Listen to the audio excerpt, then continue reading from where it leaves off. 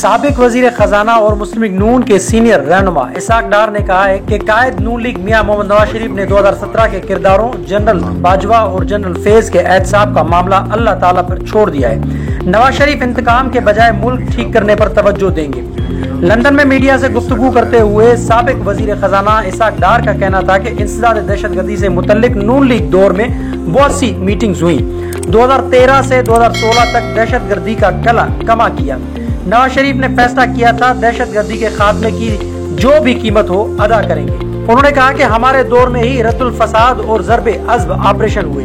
عسکری قیادت کے ساتھ مل کر ہم نے دونوں آپریشنز میں کامیابی سمیٹی۔ محدود وسائل کے باوجود ہم نے دونوں آپریشنز کے لیے فنڈز فراہم کیے اور دہشت گردی کی لعنت کو بھی ختم کیا۔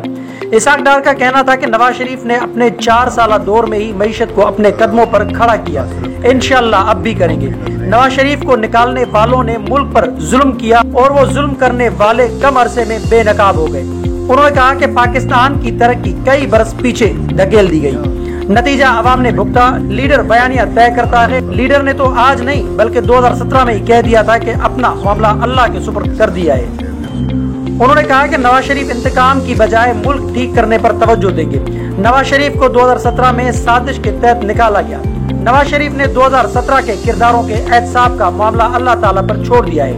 واضح ہے کہ گزشتہ ہفتے نواز شریف نے مسلم لیگ نون کے اجلاس سے ویڈیو لنک پر خطاب کرتے ہوئے کہا تھا کہ جب تک جنرل باجوہ، جنرل فیض، سابق چیف جسٹس ثاقب نثار، آصف سعید کھوسہ، جسٹس گلزار، عظمت سعید اور اعجاز الاحسن کے خلاف کارروائی نہیں ہوگی تو ملک ترقی نہیں کر سکتا۔ مزید خبروں اور اپڈیٹ کے لیے جوت نیوز کو لائک کریں، سبسکرائب کریں اور کمنٹ سیکشن میں اپنی رائے کا اظہار ضرور کریں۔ اللہ حافظ۔